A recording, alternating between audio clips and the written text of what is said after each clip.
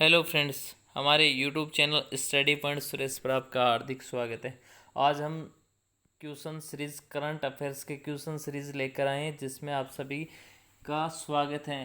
तो ये question series है, हमेशा के करंट क्वेश्चंस के हमारे चैनल पर क्वेश्चन सीरीज आती हैं और ये क्वेश्चन सीरीज FIT के 41 के जवानों के लिए स्पेशली सीरीज है। इसलिए जो भी 41 का फॉर्म अप्लाई किए हैं वो तो हमारे चैनल को स्पेशली सब्सक्राइब कर लें ताकि उनको एग्ज़ाम रिलेटेड जितने भी जीके के क्वेश्चन और करंट अफेयर्स के क्वेश्चन आएंगे उनकी सूचना मिलती रहे और वो एग्ज़ाम के लिए सिलेक्टेड हो सके। तो चलते हैं क्वेश्चंस की ओर। पहला क्वेश्चंस की बात करते हैं। कर्नाटक के नए मुख्यमंत्री के रूप में निम्न में से किसने शपथ ली है? ये हाल ही में बनाया गया है।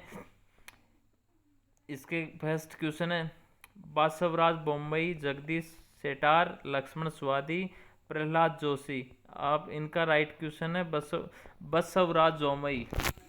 अब इसके बारे में देखते हैं कि ये कौन है। इसके बारे में हमने अच्छे क्वेश्चन तैयार किए हैं और इनकी थ्योरी भी तैयार किए हैं। अब इनकी बात करते हैं बसवराज बोम्मई की। जसवराज बोम्मई कर्नाटक के नए CM बनाए गए हैं। ये क्वेश्चन देख लीजिए। इनका जन्म 28 जनवरी 1990 को हुगली में हुआ था। पूर्व के मुख्यमंत्री SR बोम्मई के पुत्र, इनके पिताजी भी SR बोम्मई थे, वो भी एक बार मुख्यमंत्री रह सके। बसवराज कर्नाटक में भाजपा के बड़े नेताओं में शुमार थे। उन्होंने बुमारादी college of engineering and technology में 1982 में BA की डिग्री ली थी। BA की डिग्री ली थी। वे कर्नाटक की विधानसभा में 2004 से 8 तक भी सदस्य रहे। इनके पिताजी भी एक राजनीतिज्ञ थे और ये भी इनका जन्म देख ही लिया हुगली से। नेक्स्ट क्वेश्चन की बात करते हैं। नेक्स्ट क्वेश्चन की ओर चलते हैं। कर्नाटक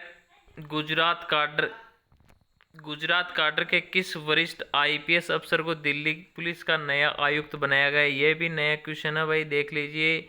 गुजरात काडर के IPS किससे नियुक्त किया गया है? तो इसका है राकेश आस्थान।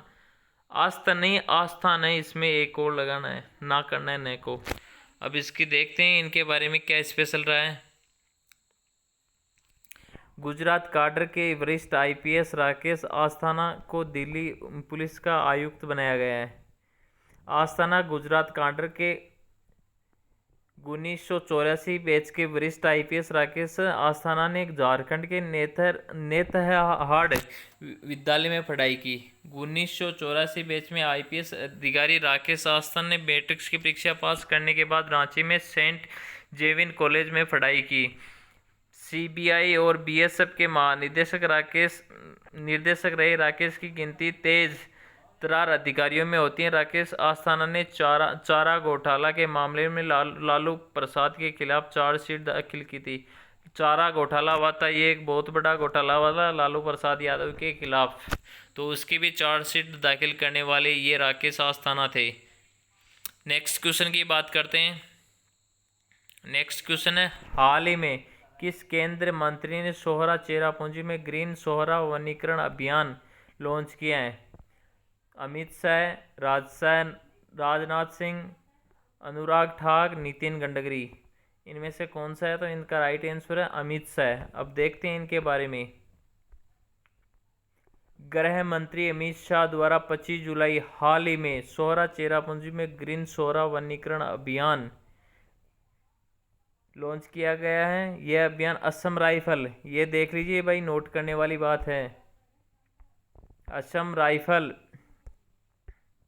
नोट करने वाली बात है, एक सेकंड। असम राइफल और मेघालय द्वारा चलाया जाएगा। वृक्षारोपण अभियान के तहत असम राइफल चेरापूंजी के पूरे इलाके को गोद लेगी। असम राइफल है जो चेरापूंजी के पूरे इलाके को गोद लेगी, ये ध्यान रखने वाली बात है। इस क्षेत्र की कुल भूमि क्षेत्रों का 80% और इससे अधिक लंबे समय तक पेड़ लगाने के लिए तैयार किया जाएगा। शेष क्षेत्रों का उपयोग नर्सरी, सजावट, पौधों में पशु चारा के लिए किया जाए। इको टूरिज्म के राज्य स्थानीय लोगों को भी लाभ मिलेगा। अगर कोई भी योजना लागू होती है तो वहाँ के आसपास के लोगों को तो आपको पता ही है कि आर्थिक रूप से सहयोग मिलता है कि छोटा मोटा कोई भी बिजनेस कर लेते हैं। अब नेक्स्ट क्वेश्चन की बात करते हैं। नेक्स्ट क्वेश्चन है यूनेस्को ने किस राज्य में स्थित हड़प्पा के महानगर धोलावीरा को विश्व धरोहर सूची में शामिल किया है? ये भाई यूनेस्को का क्वेश्चन है, विश्व धरोहर का है, तो विश्व धरोहर है तो अच्छी जगह होगी। ये बिहार का, पंजाब, तमिलनाडु, गुजरात। इसका आंसर राइट आंसर है गुजरात। अब बात करते हैं इसमें क्या स्पेशल है कि क्यों शामिल किया गया है विश्व धरोहर में। यूनेस्को ने गुजरात राज्य में स्थित हड़प्पा युग के महानगर धोलावीरा को विश्व धरोहर सूची में शामिल किया गया है। बता दें, इस लिस्ट में शामिल होने की रेस में धोलावीरा के साथ ईरान के हवा रमन, जापान के जोनोमोन जॉर्डन ने एस साल्ट और फ्रांस से नाई शामिल थे। इससे पहले तेलंगाना के काकती रुद्रेश्वरम मंदिर विश्व धरोहर में शामिल किया गया था। यूनेस्को की वर्ल्ड हेरिटेज साइट ने इस विश्व धरोहर के तहत जगह दी है। ये मंदिर 800 साल पुराना है, ये ध्यान रखने वाली बात है। सबसे पुराना मंदिर है, जिससे राम बप्पा मंदिर के नाम से भी जाना जाता है। क्वेश्चन आ सकता है, राम बप्पा मंदिर के नाम से कौन सा मंदिर प्रसिद्ध है और कितने साल पुराना है। अब नेक्स्ट क्वेश्चन की बात करते हैं। हाल ही में भारत के किस पूर्व बैडमिंटन खिलाड़ी का 88 साल की उम्र में निधन हो गया है? भाई बताइए। चेतन आनंद, प्रकाश पादुकोण, श्रीकांत, नंदू नाटेकर। इसका राइट आंसर है नंदू नाटेकर। अब बात करते हैं नंदू नाटेकर क्या स्पेशल है इसके बारे में। भारत के पूर्व महान बैडमिंटन खिलाड़ी नंदुकर का निधन हो गया है। नंदुकर नाटेकर का निधन हो गया है। ये 88 साल के थे। भारत के पहले बैडमिंटन खिलाड़ी थे। यह भी क्वेश्चन पूछा जा सकता है कि भारत के पहले बैडमिंटन खिलाड़ी कौन थे जिनका हाल ही में निधन हुआ है। तो यह क्वेश्चन और बनता है नंदुकर नाटेकर, जिन्होंने देश के लिए अंतर्राष्ट्रीय स्तर पर पदक भी जीता है। भाई देश के लिए काम किया है। यह उपलब्धि साल 1956 में हासिल की थी। अपने बैडमिंटन कैरियर में नंदुकर नाटेकर ऑल इंडिया बैडमिंटनशिप चैंपियन के क्वार्टर फाइनल तक पहुंच चुके हैं। भाई इसके अलावा 6 बार नेशनल चैंपियन का खिताब भी जीता है। भाई नंदुकर नाटेकर के लिए बहुत क्वेश्चन बनते हैं। इनका एक तो बनता है कि अंतर्राष्ट्रीय स्तर पर पदक जीतता है, दूसरा इन्होंने 6 बार नेशनल चैंपियनशिप का खिताब जीता है, और बैडमिंटन चैंपियनशिप का क्वार्टर फाइनल भी इन्होंने जीता है। तो इसलिए मोस्ट क्वेश्चन बनते हैं एग्जाम के लिए। ये एक मोस्ट क्वेश्चन है भाई, इसको स्टार लगा लीजिए। नेक्स्ट क्वेश्चन की बात करते हैं। ये तो ताज़ा क्वेश्चन है।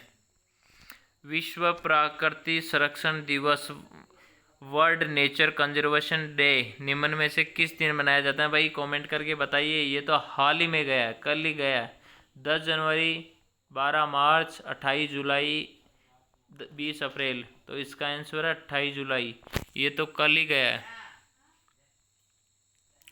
विश्व प्राकृतिक संरक्षण दिवस हर साल 28 जुलाई को मनाया जाता है। ये तो आपको पता ही होगा। ये दिन प्रकृति और पर्यावरण के महत्व का प्रतीक है। भाई धरती को बचाने में संसाधनों के संरक्षण की महत्वपूर्ण भूमिका है। इसकी प्राकृतिक सुंदरता में संतुलन प्रकृति के कई हिस्सों जैसे मिट्टी, ऊर्जा, मिनरल्स, वनस्पति, पशु पक्षी को संरक्षण कर किया जा रहा है। विश्व प्राकृतिक संरक्षण दिवस मनाने का मुख्य उद्देश्य उन जानवरों को, पेड़ पौधों का संरक्षण करना है जो हमारी प्रकृति के प्राकृतिक वातावरण में विलुप्त होने की कगार पर है, जैसे टाइगर और बहुत सी प्रजातियां जो विलुप्त होने के कगार पर आ गई हैं। तो कुछ पौधे भी ऐसे वनस्पति के हैं जो वर्तमान में देखने को बहुत कम संख्या में मिलते हैं। इसलिए प्रकृति का संरक्षण बहुत जरूरी हो गया। अगर प्रकृति का संतुलन बिगड़ गया तो समझो कि मनुष्य का संतुलन भी बिगड़ गया। मनुष्य का संतुलन और दिनचर्या प्रकृति पर आधारित है। इसलिए आप सभी लोगों से रिक्वेस्ट भी करते हैं कि प्रकृति का संतुलन बनाए रखें, वरना एक समय ऐसा आ जाएगा सबको मुश्किल पड़ सकती है। नेक्स्ट क्वेश्चन की बात करते हैं। हाल ही में किस राज्य सरकार ने शुद्ध पेयजल उपलब्ध कराने के लिए ड्रिंक फ्रॉम टॉप योजना का शुभारंभ किया है? आजकल पीने के पानी की भी समस्या आ रही है, तो कौन से सरकार ने? ओडिशा, तमिलनाडु, मध्य प्रदेश, झारखंड। इसका राइट आंसर है उड़ीसा। उड़ीसा सरकार ने पीने का शुद्ध पानी प्रोवाइड किया है। उड़ीसा के मुख्यमंत्री कौन है भाई, ये क्वेश्चन भी है। उड़ीसा के मुख्यमंत्री नवीन पटनायक।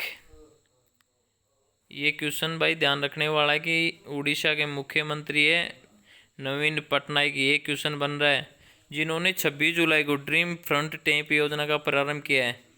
उड़ीसा जगन्नाथ धाम यानी पूरी शहर के लोगों को दुनिया भर का शुद्ध पेयजल मिलेगा। इस प्रोजेक्ट के तहत सुलभ मिशन के तहत शुरू किया गया है। इसमें ड्रिंक फ्रॉम टैप योजना का, इसमें हर घर में शुद्ध जल की व्यवस्था के लिए नल लगाए जाएंगे। यह शहर देश का पहला शहर होगा जिसमें स्वच्छ पानी की व्यवस्था इस तरह से की गई है, हर घर में टैप नल लगाया जाएगा। तो ये भी, और ये क्वेश्चन बन गया उड़ीसा के वर्तमान में मुख्यमंत्री कौन है, तो इसके मुख्यमंत्री हैं नवीन पटनायक। नेक्स्ट क्वेश्चन की बात करते हैं। अंतर्राष्ट्रीय मुद्रा कोष IMF में वित्तीय वर्ष 2021-22 में देश की जीडीपी ग्रोथ रेट निम्न में से कितने प्रतिशत रहने का अनुमान लगाया है? 8.5, 9.5, 7.5, 6.5। तो इसका राइट आंसर है 9.5 जीडीपी रहने का अनुमान लगाया है। IMF ने ये अनुमान लगाया है जीडीपी का। देखो जीडीपी के बारे में बात करते हैं। अंतर्राष्ट्रीय, देखो 2021 की 9.5 रहने का अनुमान लगाया है। इसकी बड़ी वजह कोरोना की दूसरी लहर, जिसका देश की आर्थिक स्थिति पर बुरा प्रभाव पड़ा है।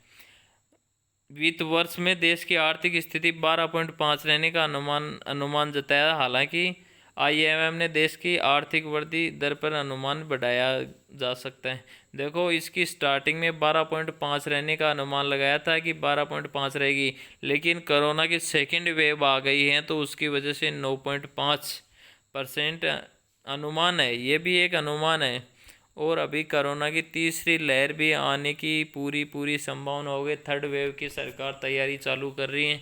धीरे धीरे पेशेंटों की संख्या बढ़ रही है। तो आपसे भी रिक्वेस्ट है कि घर पे रहें, सुरक्षित रहें और गवर्नमेंट की गाइडलाइन का पालन करें। कि अगर आपको हमारा वीडियो पसंद आए तो हमारे चैनल को सब्सक्राइब करें, बेल आइकन को प्रेस करें, ताकि आने वाले हर नोटिफिकेशन की सूचना आपको तुरंत प्राप्त हो सके। Thanks for watching.